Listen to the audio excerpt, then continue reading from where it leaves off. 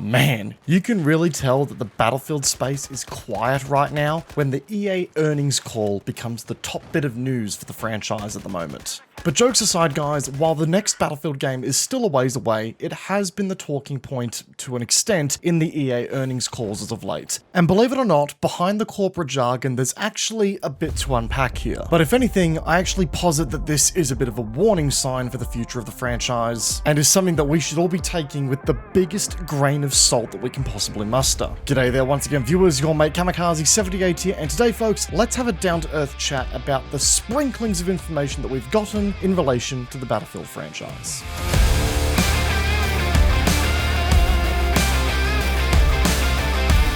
Also, yes, as you guys can see, I opted to make a return to Battlefield 4 to get the gameplay for this particular video because, I'll be honest, if I went back and played Battlefield 2042 one more time, I may have risked sending my one last final functioning brain cell to the forever sleep. While Battlefield 4 had one rough as hell life cycle and has certainly aged with a certain side of clunk to it, man does this game feel so functionally and mechanically far ahead of what we've been getting as of late from the series. But I digress guys. In this earnings call, CEO of EA, Andrew Wilson, dropped a couple of lines about the upcoming Battlefield game that we expect will release in 2025, which were as follows. This is not just one of our top priorities, this being Battlefield, it is also one of the most ambitious projects in our history. We have brought together the very best team, coupled with the resources and technology they need to deliver an epic Battlefield experience. And in addition, so as we think about American football, as we think about Apex, as we think about Battlefield, as we think about The Sims, our belief is that if we are building out a global player base of over 3 billion players, and we're looking to build communities in and around our biggest IPs, the quote sort of goes on, but that's the most important part here. As we said in the intro, a whole lot of corporate jargon that really doesn't point towards anything material about the game, how it's doing, or how it's playing. I will admit though, when I first heard this, my immediate gut, almost visceral reaction was, oh boy, here we go again. I mean, I'm sure we all remember the line that came just before Battlefield 2042's release that spoke to it being well ahead of schedule in an EA earnings call. Again, I just got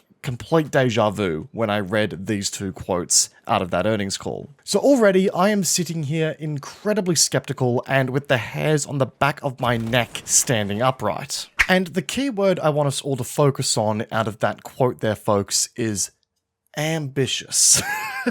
It's a buzzword that's clearly being used to sell the game and to sell the franchise as it currently is to shareholders after the train wrecks that have been the last two Battlefield games. EA are clearly trying to demonstrate that they've got grand plans for this game still and that they are in a capacity to deliver on that, you know, doesn't put them in hot water. And it's clear when they're talking about making a game that's going to be bigger than better than ever and is aiming to win back its audience that is going to be also bigger and better than ever, right? But if I'm being completely honest here guys, ambition, or ambitious game design in of itself, is the last thing I actually want to see come out of the Battlefield franchise around about now. Instead, I want to see them play it safe, take a good, long, hard look at the series' identity, and really make a game that speaks to those key themes once again that all of the previous games nailed on the head. Battlefield has had multiple titles in a row now where DICE have tried to quote-unquote reinvent the wheel in multiple ways. Battlefield 2042 is a key example of how being ambitious with your product ends up leaving you with a mutated, bastardized version of what your franchise once was, and therefore leads to a disconnect with your players. For one, the giant 128 player game modes left maps feeling empty and sparse with terrible gameplay flow and lacking destruction on the maps, for which I can only imagine was due to technical limitations. The lack of a class system at all led to chaotic loadouts that not only broke the balance of the game in some ways, but also meant that you couldn't reliably seek out your teammates for support or prioritize targets in a fight, stuff like that. And hell, what about Hazard Zone? Battlefield's attempt to take on the extraction shooter market, all wasted development time as a result of an over-ambitious project scope. A project scope that tried to not just be a good Battlefield game, but also a good Tarkov competitor, I guess I'd call it at this point in time, right? All of this ambition to try new things is exactly what has landed Battlefield Battlefield in such hot water as of late. It takes active development time away from the series and what it's known for and tries to capture that broader audience, but in doing so, it fails to do any one thing well. And if the competitors that it's trying to compete with keep doing what they are doing better than what Battlefield is trying to snip into, I guess, all the while Battlefield stepping away from the identity that the core audience identifies with Battlefield, why the hell would a Battlefield game have any chance at doing well?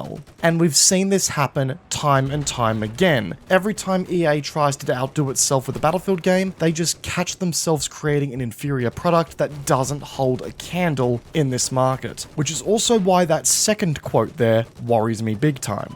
The way EA is talking about Battlefield and leveraging it as a way to, attract 3 billion players to its catalog tells me that they are looking to make Battlefield as appeasing to as many players as possible, which on paper sounds like a good move and one that is healthy for the franchise. But to me, I actually read that as the following: further shallowing the game's mechanics and depth to appease to that wider audience, and adopting, which is something that I'm absolutely terrified of, a free-to-play model, which basically means a live service approach, which we all know Battlefield did such a good job at adopting.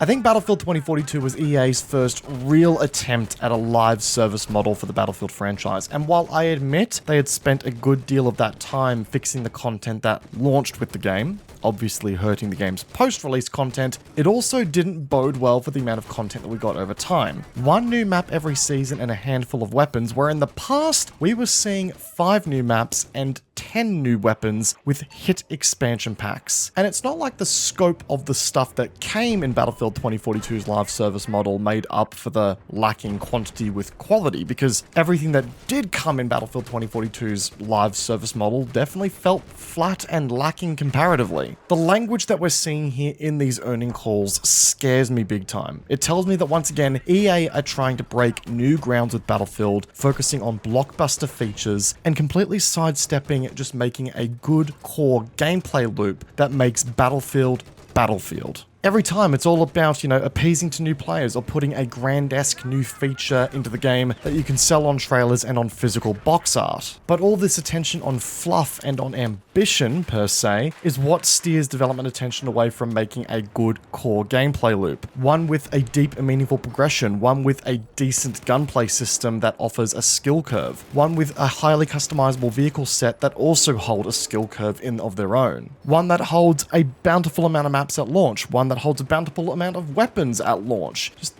all this kind of stuff that, again, the more EA continues to focus on these blockbuster features, the less likely we are to get, a decent game in that regard. All in all, folks, don't let this marketing corpo speak get you hyped up in any way. We are very much seeing a rerun of what happened in the lead up to Battlefield 2042 here all those years ago, and we need to be exercising every little bit of caution we have about this upcoming title. I genuinely am concerned that DICE and EA have not learned their lesson from Battlefield 2042, and the only thing I can recommend at the moment, folks, is to not pre-order. Don't even pre-order when the trailers come out, simply keep your ear close to the ground and just wait for those bloody reviews when the game comes out. But folks, that's all I've got for you today. I've seen a lot of content creators come out to talk about the EA earnings call and, what was discussed there, and I figured I'd just throw in my little piece here to try and offer a grounded and very, let's say, skeptical read on what was said there. If you guys enjoyed today's video and the perspective I had to share, then be sure to backhand the like button, as it does go a long way to supporting the channel. And if you guys are new to the channel, consider subscribing whilst you're at it. We've got a lot of Delta Force content on the way, and we're just talking about a whole bunch of FPS games right now. It'd be great to have you part of the broader community. Also, feel free to come check out my Twitch channel, first link in the description down below. It'd be great to have you guys over there on the live streams as well. Once again, guys, I hope you enjoyed today's video. Peace out, and I will see you guys all in the next one. Take care, guys. Have a good one.